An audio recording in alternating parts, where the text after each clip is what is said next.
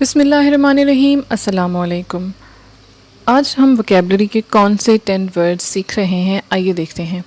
Vocabulary का पहला word जो हम सीखने जा रहे हैं वो है ग्लूमी।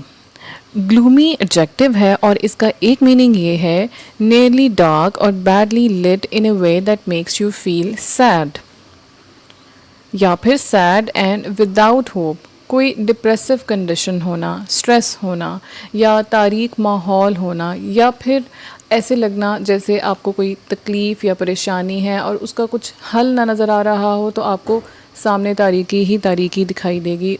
इन मीनिंग्स में ये वर्ड इस्तेमाल किया जाता है। सेंटेंस देखते हैं।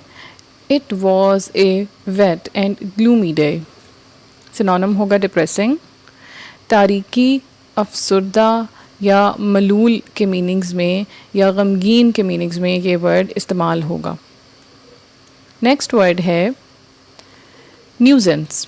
ये नाउन है और इसका मतलब है a thing, person or situation that is annoying or causes trouble or problems, या फिर किसी का ऐसा बिहेवियर जो अनॉय कर रहा हो, and that court can order the person to stop, और उस बिहेवियर के लिए उस शख्स को कोर्ट ऑर्डर कर सकता हो कि ऐसा करने से वो शख्स रुक जाए।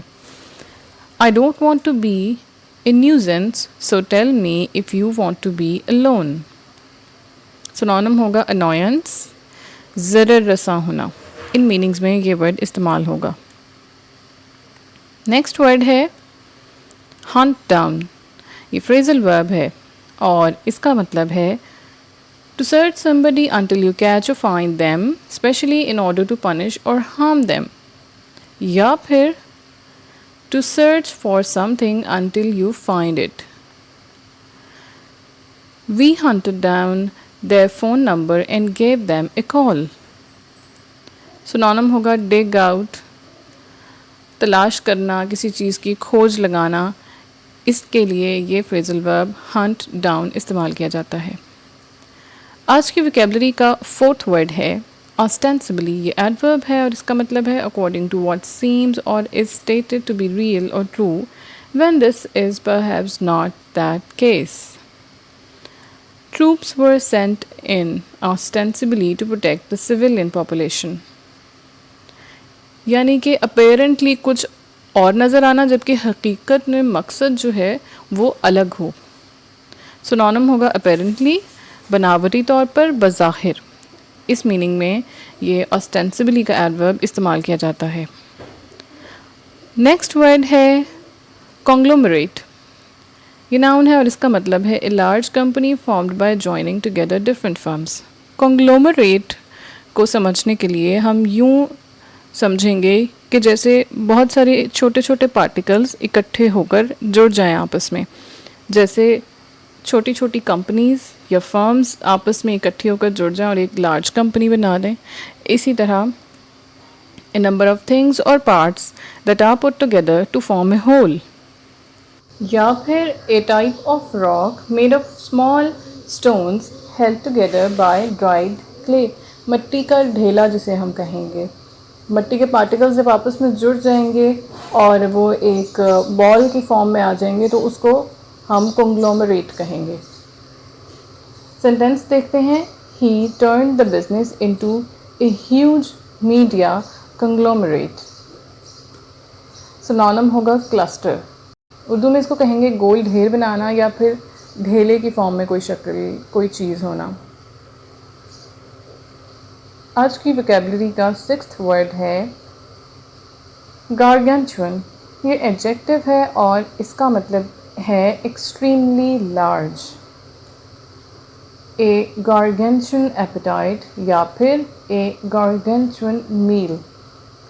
सिनोनिम क्या होगा? एनॉर्मस, ह्यूज, कोलोसल, भारी भरकम, बहुत बड़ा या फिर बेवकामत।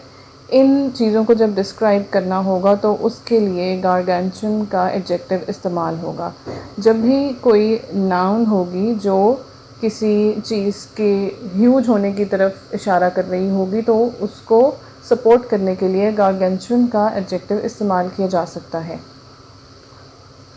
आज की वोकेबलरी का सेवंथ वर्ड है फ्लीस ये नाउन है और इसका एक मतलब ये है the wool coat of a sheep, this coat when it has been removed from a sheep by shearing, यानी कि वूल जो किसी भेड़ के ऊपर से उतारा जाए उसको फ्लीस कहेंगे।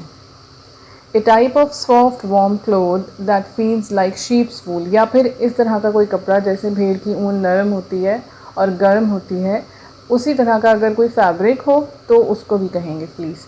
ए जैकेट और sweatshirt that is made from this cloth. Sentence देखते हैं। A bright red fleece, synonyms क्या होंगे? कोट या फिर फर, ऊन या फिर ऊनी बाल, ये उर्दू में फ्लीस का मीनिंग होगा। वर्ड नंबर 8 है एक्जिजेंट।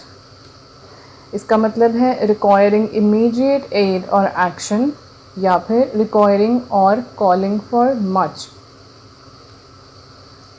एक्जिजेंट सर्कमस्टांसेस यानी कि ऐसे हालात जिनमें इमीडिएट एक्शन की ज़रूरत है।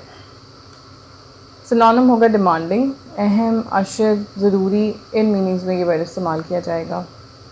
आज की वोकैबुलरी का 9th वर्ड क्या है? कम्युनिके। कम्युनिके में ये जो लास्ट में ई है ये फ्रेंच लेटर है, जैसे हम पहले भी बात कर चुके हैं कई बार वोकैबुलरी में। इसी तरह अगर आप इस वर्ड को कहीं लिखने में इस्तेमाल करते हैं तो आप ई को ऐसे ही लिखेंगे। कम्युनिके का क्या मतलब है?